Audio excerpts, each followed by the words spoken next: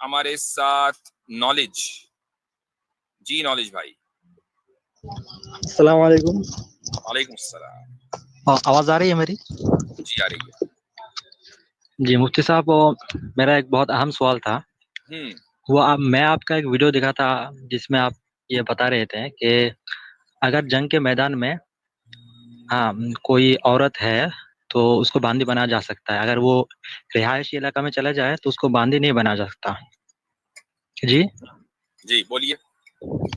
اور میں اس کو ہندوستان کے بڑے مفتی سے مطلب اس کو میں پوچھا تو انہوں نے بتایا کہ اگر مسلمانوں کے گرفت میں کوئی عورت آئے تو اس کو باندی بنایا جا سکتا ہے.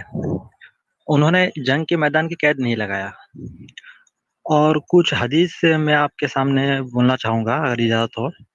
آپ نے ہندوستان کے کس بڑے مفتی سے یہ سوال کیا؟ مفتی شبیر احمد صاحب. مفتی شبیر احمد شاہی والے؟ جی جی جی. اچھا ٹھیک ہے، جی حدیث بتائیے. وہ جب آپ صلی اللہ علیہ وسلم نے خیبر میں حملہ کیا تھا تو خیبر والوں نے آخر میں وہ لوگ ہتھیار ڈال دیے تھے اور مسلمانوں کے ہاتھ میں بہت سارے غنیمت کے مال آئے تھے، تو ان میں سے خیبر کے بہت سارے باندی بھی آئی تھی. اور جب آپ صلی اللہ علیہ وسلم تبوک یعنی طائف میں حملہ کرنے کے لیے گئے تھے تو اس میں ایک ہجرہ آیا تھا. ہجرہ آ کے سعد رضی اللہ تعالیٰ عنہ کو یہ کہا کہ اگر کل اللہ تعالیٰ نے تم کو فتح دے دے تو فلاں کے بیٹی کو تم حاصل کرنا، کیونکہ وہ بہت موٹی ہے اور عرب میں موٹی تازی عورتوں کو پسند کیا جاتا تھا. تو یہ بات جب آپ صلی اللہ علیہ وسلم نے سنا تو کہا کہ اس ہجرے کو عورت کے درمیان آنے مت دو. تو اس سے یہ پتہ چلتا ہے کہ یعنی قلعہ کے اندر جتنے بھی گرفت میں آ جائیں گے جو عورتیں ان کو باندی بنایا جا سکتا ہے. ٹھیک. اچھا اب میں تو آپ کو یہاں ایک چیز واضح کرنا چاہوں گا. وہ حدیث جو ہے وہ جو آپ نے دوسری دی اس کو مجھے دیکھنا پڑے گا، لیکن اور باندی بنانے کے یہ تعلق بخاری کے رک جائیے. جی باندی بنانے کے جو دو طریقے ہیں وہ میں آپ کو بتا دیتا ہوں. پہلا طریقہ تو یہ ہے کہ مثلا قبیلے کے یا ملک کے کچھ افراد لڑ رہے ہیں، جیسے فوجی لڑتے ہیں، تو وہاں جی پر اگر فوجیوں کے ساتھ کوئی خاتون فوجی بھی ہے تو اس کو باندی بنایا جا سکتا ہے. بنایا جائے گا ضروری طور پر، ایسا نہیں ہے، بنایا جا سکتا ہے. پہلا. نمبر دو، پورا قبیلہ لڑ رہا ہے، پورا کا پورا قبیلہ جنگ کے اندر ملوث ہے، ایسا نہیں ہے کہ کچھ افراد لڑ رہے ہیں کچھ نہیں ہے، تو ایسی صورت میں پورے قبیلے کی جتنی خواتین ہیں ان کو باندی بنایا جا سکتا ہے. خیبر میں ایسا ہی ہوا، ایسا نہیں تھا کہ خیبر میں صرف کچھ فوجی لڑ رہے تھے. جی تو یہ آپ نے پوری بات میری مفتی صاحب کے سامنے نقل نہیں کی، اور مفتی صاحب کی بہرحال مفتی صاحب میرے استاد کے درجے میں ہے، میرے استاد تو نہیں ہے لیکن میرے استاد کے درجے میں ہے. تو میں اچھا ہوا کہ میں نے آپ سے ان کا نام معلوم کر لیا کہ مفتی صاحب نے پوچھا. میں انشاءاللہ ان سے رابطہ کروں گا. میری بات آپ نے شاید پوری نہیں پہنچائی ہوگی اس لیے انہوں نے یہ بات کہی. جی. اور ایک بات کہنا چاہوں گا. جی اچھا، وہ اس سے پہلے اور اس کے بارے میں اور ایک بات یہ ہے کہ پہلے زمانے میں ایسا ہوتا تھا کہ قلعہ ہوتا اچھا رک تھا. جائے بھائی، قیصر بھائی آنا چاہ رہے ہیں، قیصر بھائی آنا چاہ رہے ہیں، ان کو ذرا لیں، جگہ ان کے لیے بنائیں. آخر کے جو دو جی کالر جی ہیں ان کو ریموو میں کر جگہ دیجیے. بنا رہا ہوں اور 2 کالر کو نکال بھی دیا ہے میں نے. جی فرحان اور قیصر بھائی ارمان مل صاحب جائے گا آپ بعد میں انشاءاللہ. آئیے گا، قیصر بھائی کو آنے دیں. جی بھائی نالج صاحب لاسٹ کوشچن آپ کا. جی جی وہ یہ ہے کہ پہلے زمانے میں تو قلعہ ہوتا تھا اور دشمن کے خوف سے سارے لوگ اس کے اندر چھپ جاتے تھے اور جو فوجی ہے وہ ڈیفینڈ کرتے تھے. تو پہلے زمانے میں تو ایسا ہی ہوتا تھا کہ سب قلعہ کے اندر ہی چھپ جاتے تھے، باہر تو کوئی رہتا ہی نہیں تھا. تو اس نہیں کے ایسا کس متعلق نے کیا؟ بولا آپ نے؟ ایسا تو نہیں ہوتا. یہ تو کچھ کیسز ہیں، کہیں پہ جگہ نہیں ہوتی مطلب ہے اس سے کیا لمیٹڈ فرق کیسز پڑتا میں. ہے؟ میں کہتا ہوں اس سے ہمارے مسئلے پر کیا فرق پڑا؟ نہیں، فرق یہ پڑا کہ کچھ لوگ ہیں جو لڑنا نہیں چاہتا ہے لیکن وہ جان بچانے کے لیے قلعہ کے اندر چھپ گیا. کچھ لوگ اور اس کو لڑنا نہیں چاہتے لیکن جان ہاں بچانے کے لیے قلعہ میں چھپ گئے. آپ چھپ نے گیا. اور خیبر دیکھا ہے؟ آپ نے خیبر کا معائنہ کیا کبھی؟ نہیں حضرت، میں آپ سے جاننا چاہتا ہوں، میں کوئی ہاں اعتراض نہیں کر رہا. ٹھیک ہے، نہیں میں بتا رہا ہوں آپ کو، اگر آپ انٹرنیٹ کے اوپر خیبر کے فوٹو دیکھیں نا تو آپ کو اندازہ ہو جائے گا. کسی بھی چیز کو جغرافیائی انداز سے اگر سمجھا جائے تو زیادہ بہتر ہے. جغرافیہ جی سامنے جی رکھا آپ دیکھیں گے کہ خیبر میں ایک قلعہ نہیں ہے، دسیوں قلعے ہیں اور ان کے آثار آج بھی موجود ہیں. چھوٹے چھوٹے جی قلعے ہیں، بڑے قلعے ہیں. ان یہودیوں کے جو بڑے بڑے زمیندار تھے ان کے اپنے اپنے قلعے تھے، اور اس کے بعد جی اس شہر کی پوری ایک فصیل ہے. ٹھیک ہے.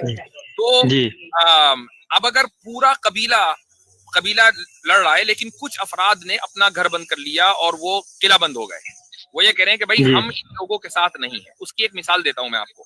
مثال یہ ہے کہ رسول اکرم صلی اللہ علیہ وسلم نے فتح مکہ کے موقع پر جب داخل ہو رہے تھے مکہ میں, کیا ارشاد جی فرمایا تھا کہ من دخل دار ابی سفیان فهو آمن, کہ جو ابو جی سفیان کے گھر میں داخل ہو گیا اس کو امن ہے.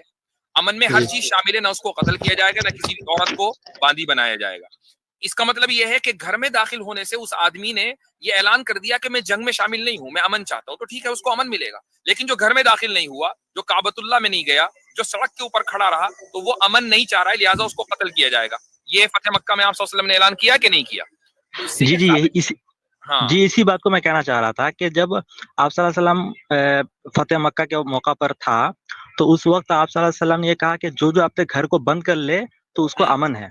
جی تو جی اگر گھر کے اندر رہنے سے اس کو باندی نہیں بنایا جا سکتا ہے تو امن دینے کی ضرورت ہی نہیں تھی اس کو.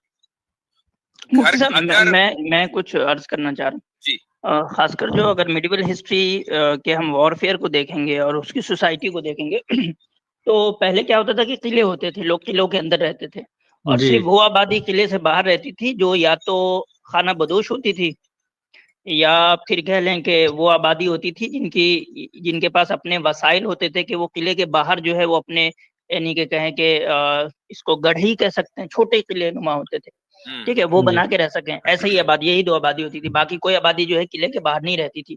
وہ صرف جنگ کی وجہ سے بھی نہیں, کیونکہ ان کی سیفٹی کا بھی مسئلہ تھا. کوئی بھی یعنی کہ جنگلی جانور آ سکتا ہے, کوئی بھی چیزیں ہو سکتی ہے, کوئی بھی لٹیرا رہزن کوئی بھی آ کے حملہ کر سکتا ہے, اس لیے پوری آبادی قلعے کے اندر رہتی تھی.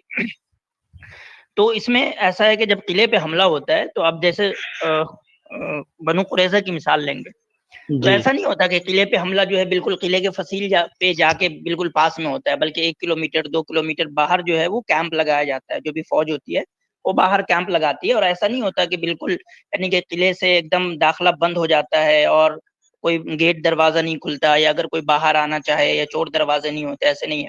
مثال کے طور پہ بنو قریظہ کے اندر جو ہے ایسے شخص نے جو قلعے سے باہر آ کے اللہ کے نبی صلی اللہ علیہ وسلم کو کہا کہ میں بھائی جنگ میں شریک نہیں ہوں, تو آپ جائیں, اس پہ حدیث موجود ہے کہ اللہ کے نبی صلی اللہ علیہ وسلم نے یعنی کہ مسلمانوں نے اس شخص کو کہا ٹھیک ہے تم روانہ ہو جائے یہاں سے, تمہارے اوپر کوئی فیصلہ نہیں ہوگا.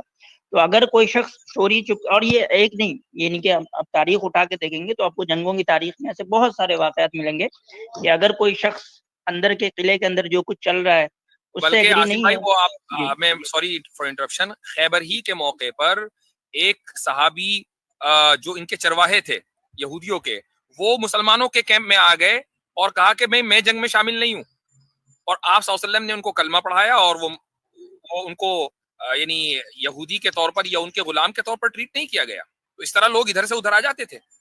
جی جی بالکل, یہی میں بس عرض کرنا چاہ رہا تھا کہ ہم جو یہ ایک سوچ رہے ہیں کہ قلعے کے اندر بند ہو گئے اور وہاں کچھ لوگ ایسے ہیں جی جو جنگ تو نہیں کرنا چاہ رہے, لیکن ان کو بھی کیا زبردستی جو ہے, اگر انہوں نے ایکسپلیسٹلی اس طرح کی باتیں جو ہے وہ دوسرے کیمپ والے سے نہیں کی, یا قلعہ چھوڑ کے نہیں چلا گیا, تو گویا اس کو شامل سمجھا جائے گا کہ وہ بھی جو ہے وہ جی ہاں. قلعہ کے اندر بند جو منصوبے چل رہے ہیں.